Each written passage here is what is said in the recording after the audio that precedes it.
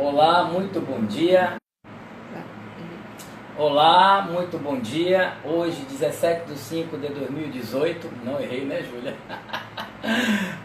Gente, olha, eu estou muito feliz por realizar hoje a live número 31, né? Um presente da Anubis Corretora de Seguro para o mercado da Bahia e do Brasil, né? Com a felicidade maior ainda de poder estar entrevistando hoje Yuri Vieira, conversando com ele sobre seguro de pessoas, né? Então, falar de pessoas, estou com a pessoa, porque Yuri é uma pessoa linda, né? Além de ser um profissional, né? Tecnicamente, né? Com um conteúdo que vai a todos nós aqui, a você cliente, a você corretor de seguros, a você executivo de uma seguradora, para a gente poder compartilhar, né?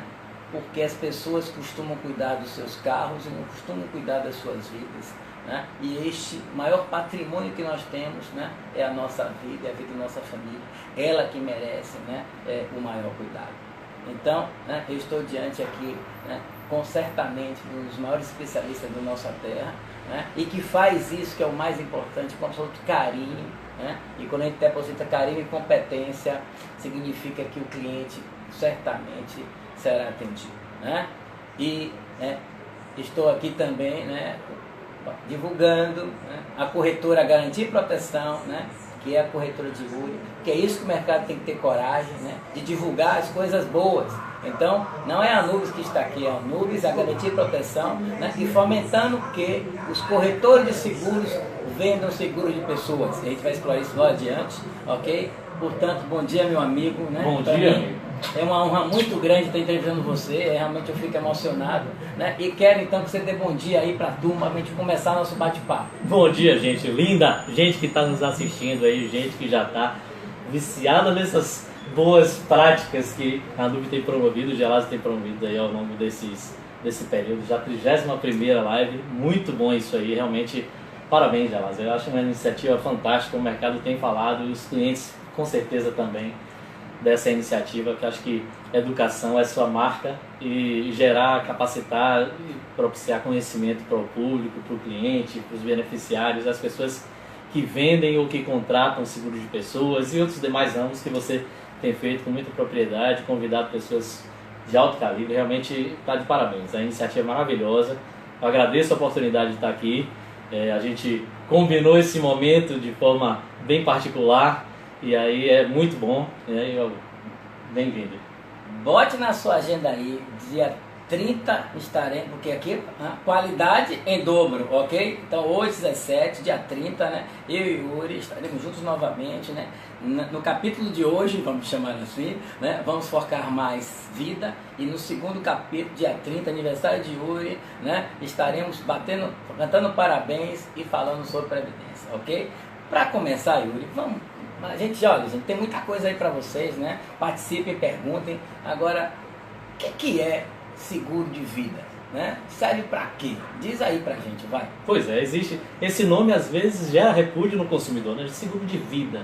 Eu vou fazer e vou morrer. Tá me agorando? É um negócio, a cultura, ela tem vários pontos aí que muitas vezes atrapalham realmente a contratação de quem está percebendo que é necessário, e às vezes a pessoa cria uma barreira a vender. Diz, poxa, eu vou falar com a pessoa, mas vou ter que, entre aspas, argumentar sobre a morte para que ele se sinta sensibilizado em contratar. Então essa questão, para muita gente, ele não tem essa coragem de falar. A gente tem que entender que, como corretor de seguro, nós somos protetores das pessoas e do patrimônio que as pessoas formam ao longo da sua vida. E é fundamental, ele não pode pensar em ter o carro dele protegido, ter o seguro da residência, ter o seguro de outros bens importantes na vida dele, mas muito menos importantes do que sua própria vida e a família e as pessoas que ele ama ou diz que ama, mas às vezes diz que ama e não contrata. Então, o seguro de vida nada mais é, Gelásio, do que proteger a renda de cada um. Proteger a renda da gente de pessoas que dependem da gente. Então, se existem pessoas que dependem de você ou dependem de mim, a gente vai deixar o problema acontecer e não vai contratar preventivamente, se nos é dada essa oportunidade de contratar em vida um seguro que possa ressarcir, ou seja, minimizar os problemas financeiros que os nossos dependentes tenham se a gente vier a falecer prematuramente, porque morrer todos nós vamos. A gente não sabe quando onde e como vai acontecer.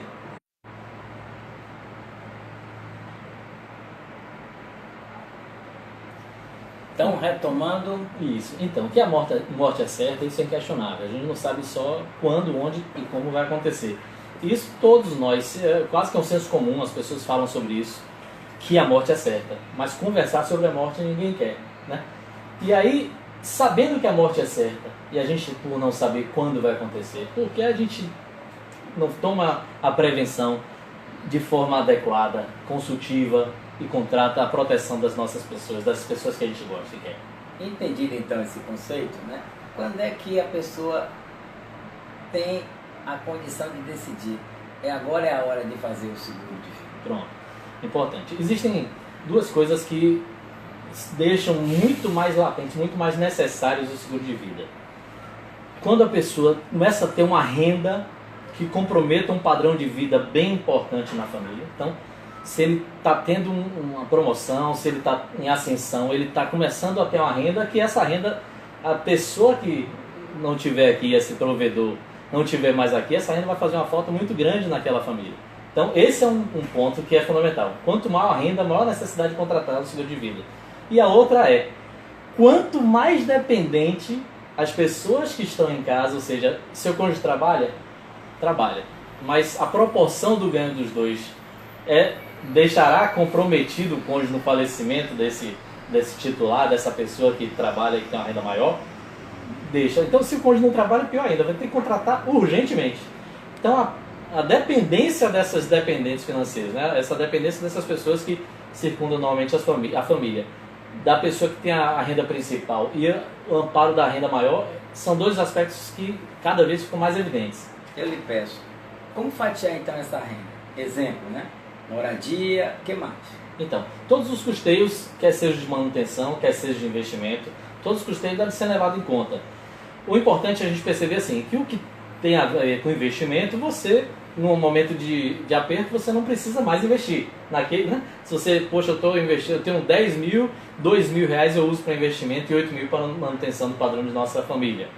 Esses 2 mil, na situação de dificuldade, você pode diminuir essa parcela com esse investimento. Isso é a vida comum de cada um. Agora, então, o que faz parte da manutenção do padrão de vida, esse passa a ser obrigatório de se calcular. E aí, um ponto importante é o seguinte, muita gente pensa, poxa, mas só quem precisa de seguro de vida é quem é classe média ou classe média alta, ou seja, quem não está tão rico que tem dinheiro de sobra. É um ledo engano.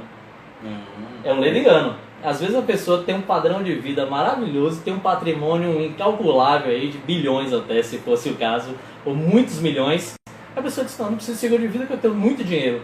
Só que esse muito dinheiro, ele muitas vezes está atrelado a um problema de inventário, no caso do óbito, e vai ficar preso por 1, 2, 3 anos às vezes, e a pessoa não vai ter a liquidez para pagar as contas correntes do dia. Perfeito.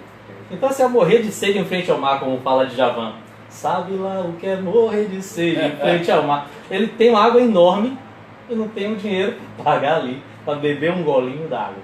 Então, é importante fazer o seguro de vida, mesmo que para a liquidez que o inventário não possa suprir por estar amarrado. Então, uma pessoa que ganha muito, ele precisa de seguro de vida, é uma pessoa que começou a ter um ganho, está no começo da vida, ele começou a ter uma renda legal, um padrão de vida gostoso, ou realmente que tem a preocupação com a família. Então, essas pessoas obrigatoriamente têm que fazer seguro de vida, eles precisam muito de seguro de vida. Perfeito. Tá. E essa importância ela é individual, para mim, para Yuri, para você, beneficiário, tá? E também dentro das empresas para cada colaborador. E quando você faz isso unindo as partes, você vai ter então o seguro de vida empresarial. Ok? Claro que as crenças de cada um vão se diferenciar e aqui vamos explorar isso também. Yuri, tá? Dentro desse conceito, né, gostaria que você pudesse trazer para a gente um panorama, né, de como é que está esse seguro de vida no Brasil, quem compra, quem não compra, como que se divide, como é que está isso no Brasil, como é que é isso no Nordeste. Você poderia trazer para a gente algumas informações sobre isso? Trago sim. Vamos pegar um panorama dos 4 últimos anos fechados, né? A gente está num pedaço ainda de 2018, que tem seguido mais ou menos a mesma média, mas se você pegar de 2013 para 2017, seguros de uma forma geral, o mercado segurador de uma forma geral, ele cresceu de cerca de 291 bilhões para cerca de 430 bilhões de reais. Nesse crescimento acumulado nesse período todo, saúde suplementar no que diz respeito a parcelas, não necessariamente número de usuários, mas no que diz respeito a parcela, e a previdência privada principalmente, foram os dois que mais cresceram. Capitalização estagnou, ele não teve crescimento real, e seguro de vida teve um crescimento de algo em torno de 12% ao ano, e outros segmentos também próximos a isso. Mas de todo esse mercado segurador, previdência, só a parte de previdências nesse último ano de 2017 representa 118 bilhões de reais. O saldo, todas as reservas, quanto você tem na previdência, quanto eu tenho, o saldo que cada um de nós temos na previdência é cerca de, no total é 118 bilhões de reais fechado no ano de 2017. Seguro de vida alcançou pela primeira vez na vida, atingiu e cresceu mais do que o seguro de automóvel. Sim. Então ele conseguiu aproximadamente 35 bilhões de reais. Muito relevante. Foi a fatia, foi muito relevante. Então foi muito legal. São os dados interessantes. Isso é importante a gente observar, Gelásio, que, claro, mesmo que você, corretor, mesmo que até você, cliente, não esteja contratando, muitas pessoas estão contratando, muitos corretores estão vendendo. Então, atente, você corretor, para a sua venda, né? É importante você entrar nesse momento e entender esse clima. As pessoas estão buscando proteção, estão quebrando barreiras, às vezes, de cultura, antigamente, que não pensava, não falava de seguro de vida, estão se planejando, estão precisando cada vez mais se preocupar e preparar com essas duas coisas. Isso é a realidade, são números. E em relação ao Nordeste, à Bahia, com o Brasil, como é que nós estamos nos comportando? Estamos melhorando? Estamos um pouco. Percentualmente a gente está igual. No seguro de vida a gente representa 2% da agenda do seguro de vida no Brasil, né? Então, seguro de pessoas de uma forma geral. Seguro de vida que eu me referi à linguagem mais popular, mas seguro de pessoas que engloba acidentes pessoais, seguro de vida, alguns benefícios que a gente vai conversar e produtos que existem. Então, os 2% que representava desde 2010, 2008, continua representando. Previdência melhorou. A gente está com 3,7% de toda a Previdência, desses 118 milhões. 3,7% é aqui. Isso faz com que a Bahia ocupe o 8º lugar dentre todas as unidades federativas no Brasil, no caso do Vida, e 6º lugar na Previdência. Então ela está bem na Previdência. Agora, ela tem condições de estar muito melhor do que o 6º lugar, vamos combinar, né? E só São Paulo representa mais do que 40% em qualquer um desses dois números. Olha a discrepância. Certo. Agora me diz uma coisa, quando eu vejo tantos bilhões fluindo no mercado, né, eu quero dizer para você, beneficiário, que ele pode crescer e muito, existe um espaço fantástico. Agora, a dica é, compre seguro com corretor de seguros, né? E não compre seguro por acaso, se planeje, né? Hoje eu tenho visto, né, seguro de vida sendo vendido por telefone, numa compra por impulso. A venda de seguro de vida não é por impulso, é uma venda organizada, planejada, decisão importante para o seu futuro, né? Outra coisa, você foi no banco, né, tomar um empréstimo, abrir uma conta, né, notadamente lhe será oferecido o seguro de vida, mas você raciocinou, você fez tudo que o Uri aqui acabou de explicar, né? Viu quando paga de escola, quando paga de aluguel, ou quando paga de prestação da casa e outros fatores importantes para definir esse custeio.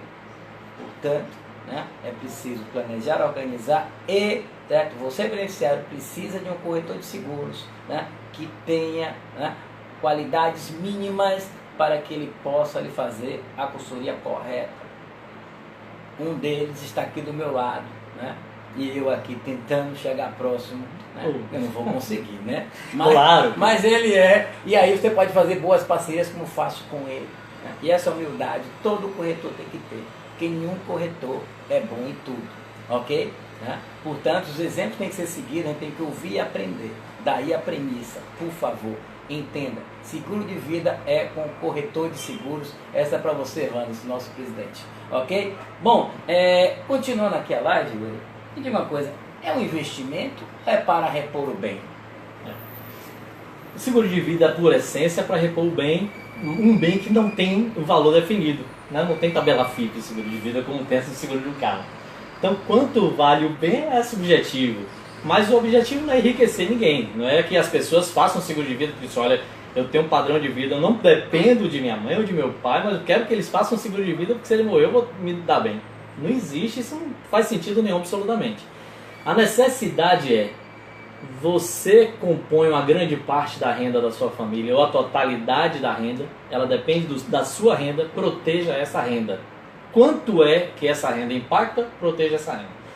Fazendo a parte só do seguro de vida no que diz respeito a corretor e banco, é importante a gente frisar um ponto bem positivo dos bancos. Os bancos eles têm uma capilaridade pelo interior que o corretor ainda não consegue penetrar. E vários deles fizeram um papel fundamental, mesmo vendendo o seguro de vida, principalmente, e até o Previdência, em valores menores do que necessariamente a necessidade daquela pessoa. Mas é melhor, num óbito, a pessoa ter 5 mil, 10 mil de um seguro de vida para indenizar a família, do que necessariamente não ter nada. Então, eles fizeram um papel. Agora, cabe o corretor, que é um profissional autônomo, isento de uma bandeira única. Porque o banco, ele não vai chegar para você, eu sou gerente do seu banco X. Ó, Gelásio, tá muito bom aqui o que você tem, mas tem outro banco que te oferece melhor. Ele vai ser demitido, naturalmente. Então ele não vai te oferecer outro banco que não seja o dele. No máximo ele vai adequar dentro de uma meta, dentro de uma relação que ele tenha, algum produto daquela única bandeira que ele tem, que é o banco que ele representa. O corretor, ele tem um mercado ao dispor para entender quais seguradoras, quais produtos, que perfil se adequa melhor a cada necessidade. Então, ele é a pessoa que realmente fala por você, se te defende lá dentro das seguradoras, no mercado como um todo. Ok. Portanto, né, diante desse cenário, né, existe uma sopa de letras enormes e que confunde, né, o consumidor na hora de decidir. Portanto, Yuri, né, explica aí pra gente quais são os segmentos, né, do seguro de pessoas que estão disponíveis para elas. Pronto, perfeita essa pergunta. Existe muita dúvida. É importante, antes de começar essa dúvida, falar só uma coisa. O cliente final, ele ainda tem a dificuldade de entender o que é seguradora e corretor. Eu só vou aproveitar a oportunidade para citar. A seguradora é quem tem um produto e quem desenvolve, quem assume o risco do produto e que ela coloca no mercado. O corretor é quem pega esse produto, entendendo ser o melhor produto para o cliente final e leva o produto até o cliente. Então o corretor é quem está próximo do cliente, a seguradora é quem garante o risco. Essa ponte eu só queria fazer para registrar. O importante é o papel de intermediação. Esse Exatamente. É o papel do corretor. Perfeito. E aí voltando a essa questão da sopa de letrinhas. No segmento de pessoas, e aí a gente fala vida e previdência como segmento de pessoas, o seguro de vida e acidentes pessoais ele foi denominado como seguro de pessoas, e a previdência que tem a ver com o corretor é a previdência complementar ou privada aberta. Esses são os segmentos. Na previdência aberta, esse VGBL e PGBL, que significa Plano Gerador de Benefícios Livres ou Vida Gerador de Benefícios Livres, esses dois nomes, eles têm a mesma característica. São planos de caráter previdenciário de acumulação com objetivo de transformação em renda futura. E que pode ser, por ser uma poupança que você faz de forma privada, ele pode ser utilizado ao longo do tempo, do que a gente chama de prazo de diferimento.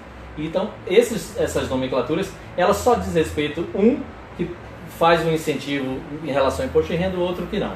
Então, isso a gente vai provavelmente falar muito mais na próxima no capítulo 2, dia 30.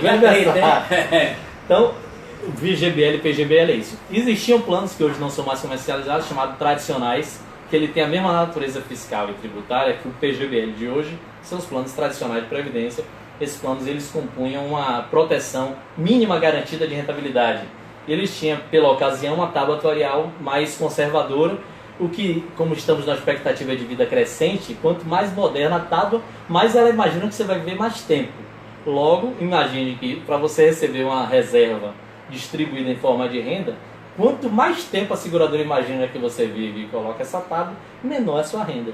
Então, quanto mais antiga a tábua atuarial, mais favorável é para você no exercício do recebimento financeiro.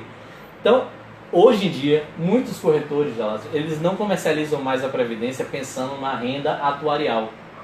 Eles pensam o seguinte, olha, eu vou receber em forma de resgate, vai ser uma renda financeira.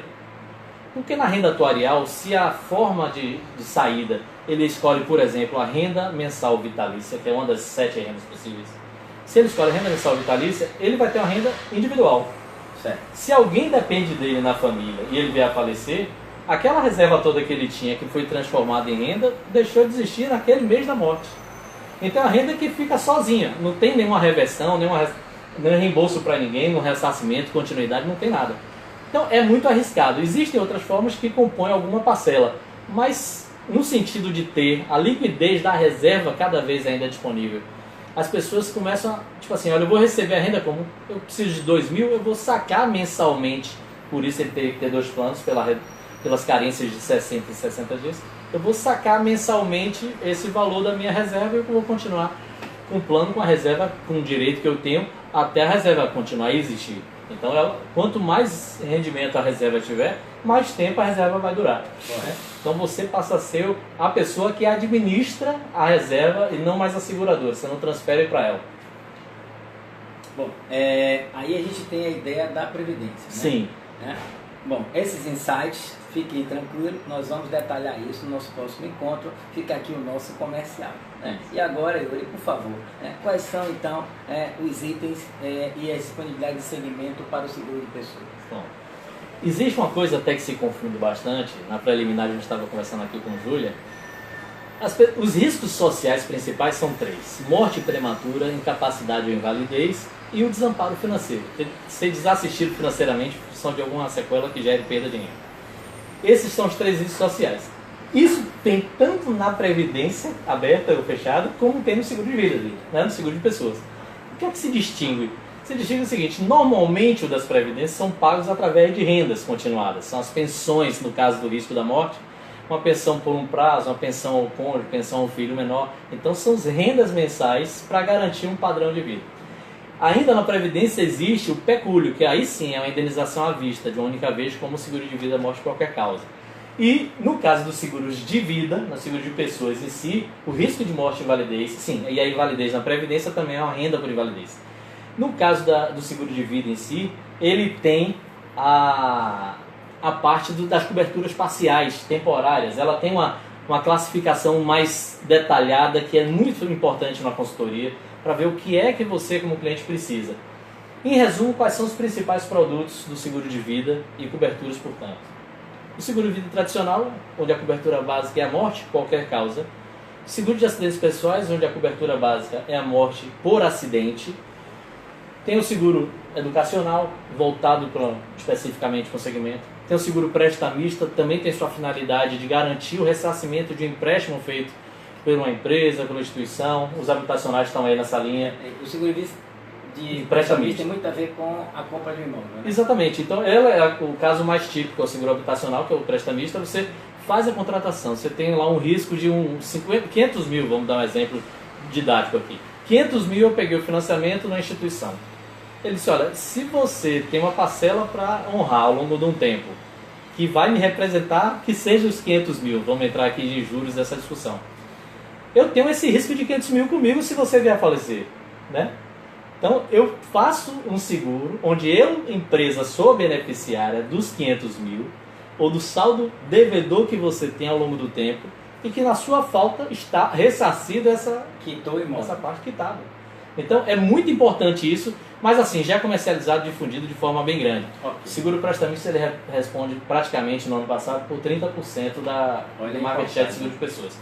Quem mais? O Vida, ele tem 40%. Então, só os dois aí já são cerca de 70% do seguro de vida tradicional. Quer seja individual ou empresarial. Certo. E o prestamista também. Eles dois correspondem a cerca de 70% só do market share do seguro de vida, seguro de pessoas.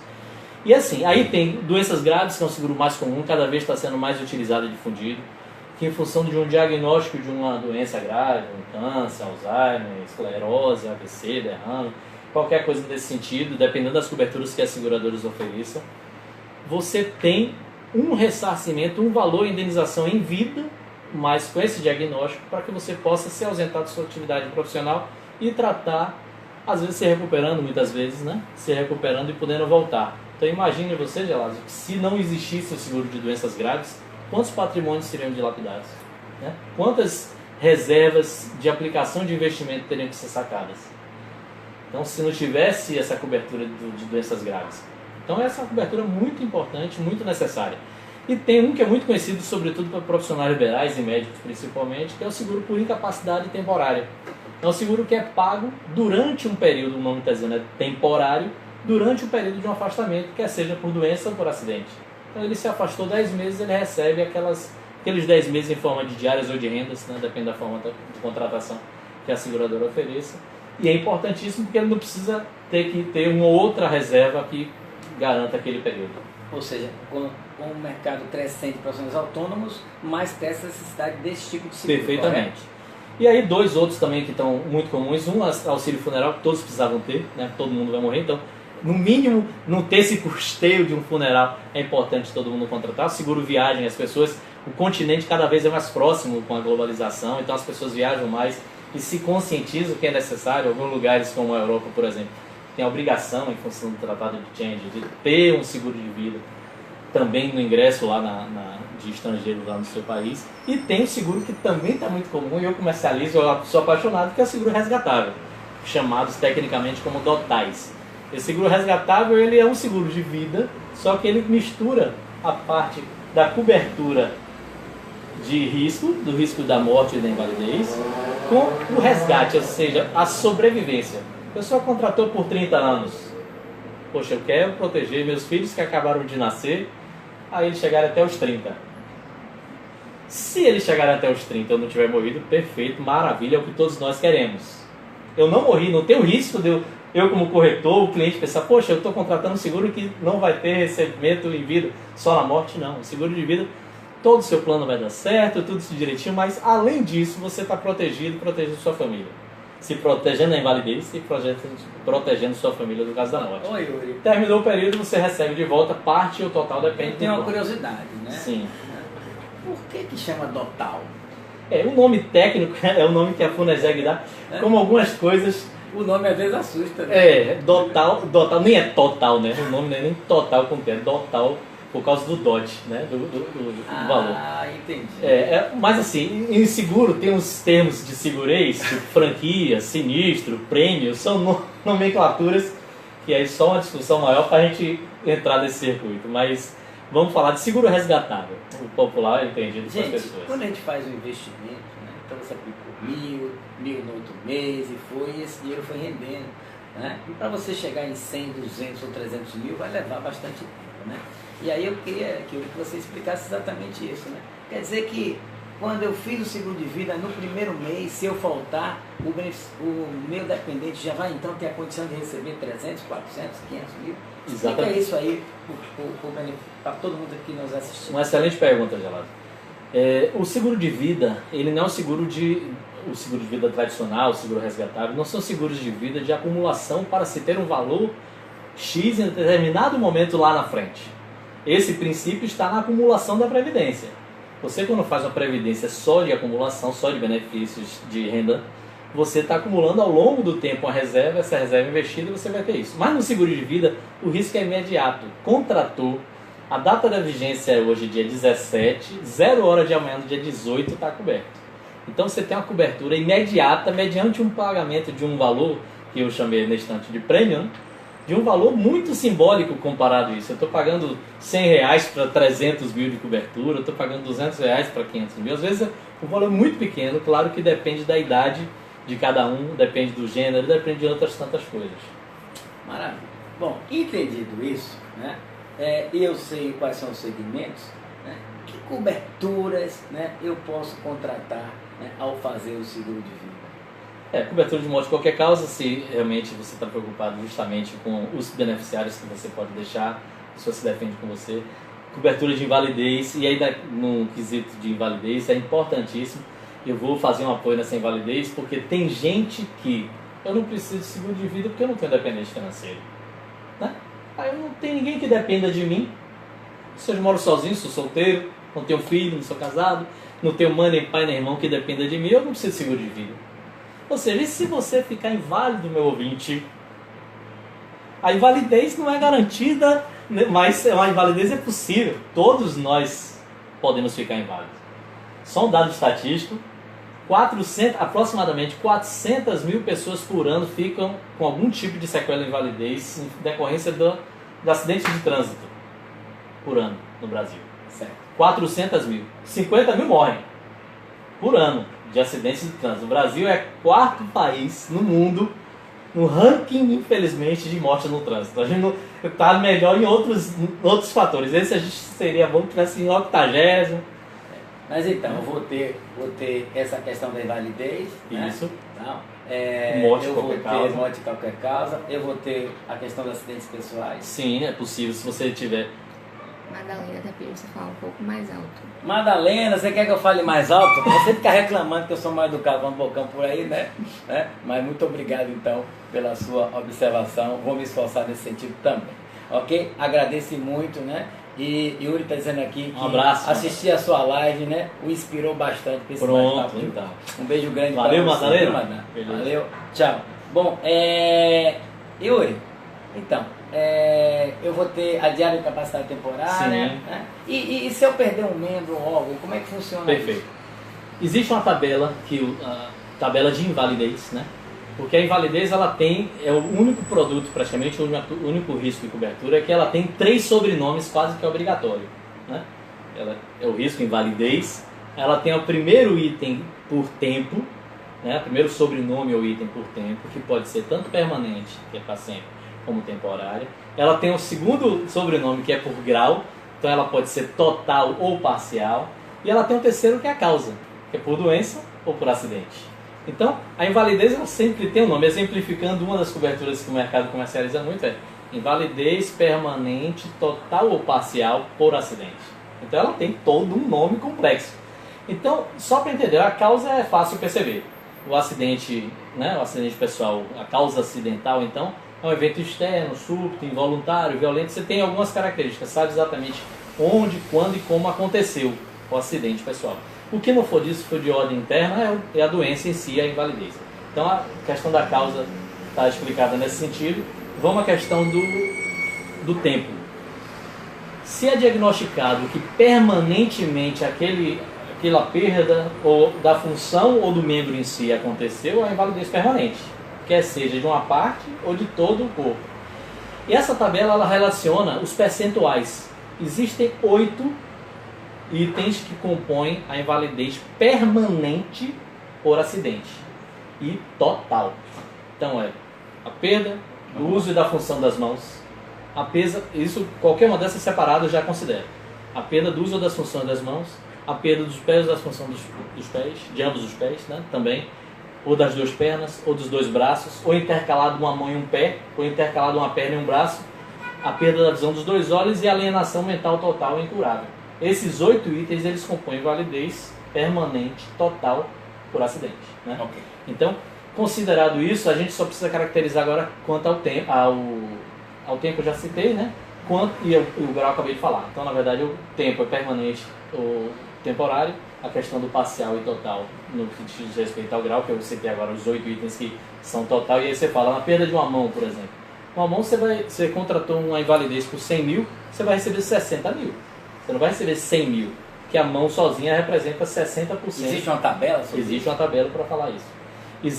Tem a perda da visão de um olho, a perda de perfuração de um olho. Você vai receber só 50% do capital.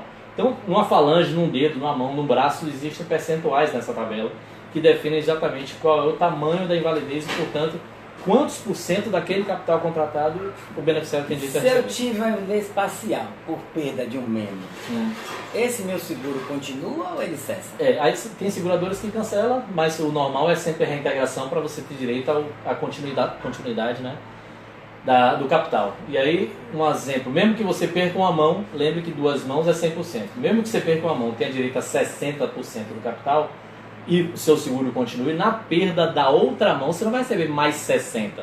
Você complementa 40 só porque eles se juntam para dar os 100%, né? Que é aquela opção. Eu já estou ficando triste aqui de não poder estar continuando. Já estamos acabando já? Muito tempo. Eu pensei acabando que era não toda. tanto, né? Mas o tempo se vai, né? E eu gostaria que você destacasse, né, alguns produtos de seguro de vida que sejam interessantes hoje para que, né, o consumidor que está nos ouvindo aqui possa então se planejar e ligar aqui para a gente, né, para juntos fazermos então a consultoria para você então, cliente. O seguro de resgatável, eu pontuei isso, é fundamental se você quer saber quanto teria, quanto eu vou investir, um conceito muito bom porque ele é a termo, você contrata o prazo, ele não é vigência anual que vai repactuando, reajustando a cada ano, a cada período. O valor que você contrata no início, ele vai manter fixo ao longo de todo o tempo, só tem atualização do capital. Então, o seguro de resgatável é o principal que eu hoje aconselho, porque eu sou apaixonado pelo produto. Mas o seguro de vida com a cobertura do DIT, diária por incapacidade temporária, é extremamente importante. São seguros que você não precisou falecer para receber, como doenças graves do mesmo jeito, que vai na mesma linha. Mas os que precisou falecer para receber, como acidentes especiais de seguro de vida, são importantíssimos. Portanto, contratem também. Mantenha as pessoas que você ama protegidas. E uma ressalva e um reforço no sentido da invalidez ainda, para aquele solteiro que eu citei. Se você der azar e ficar inválido, eu estou dizendo der azar porque as pessoas jogam muito para a sorte ou para o azar. Mas se você vier e ficar inválido, quem vai cuidar de você? Que dinheiro essa pessoa terá para cuidar de você? Se você contratar um seguro pensando nisso, tiver a cobertura de invalidez, pelo menos o dinheiro você está se precavendo já para que te cuidem com um pouco mais de dignidade. É isso aí, gente. Estamos chegando aqui no final e eu quero dar uma dica para você e eu quero que o Yuri complemente essa dica. Se você tem um plano, certo? Dentro da sua empresa, decorrente do dissídio coletivo ou até para uma definição do empresário, é importante você analisar isso versus a sua necessidade. Porque então você pode contratar individualmente um complemento, né, para fechar a sua verdadeira necessidade. Né? Yuri, está correta essa afirmativa? Perfeitamente essa afirmativa. Naturalmente, os planos empresariais, até por escala, eles conseguem um custo um pouco mais barato. Mas sua proteção está dependendo daquela empresa. Se você é um funcionário de uma empresa dessa, ao sair, dificilmente você consegue levar. É raríssimos as possibilidades de você continuar podendo ter o plano. Então esse plano se encerra e você, entre aspas, deixou de estar coberto, vai ter que procurar um plano individual. Então, como tem produtos que quanto antes você contrata é mais barato ao longo do tempo, é melhor você faz o seu individual em complemento, ou mesmo sem pensar no complemento da empresa, e pense assim, se a empresa tiver um me beneficiando, protegendo a mim, no caso da invalidez, e minha família no caso da morte, é ótimo, né?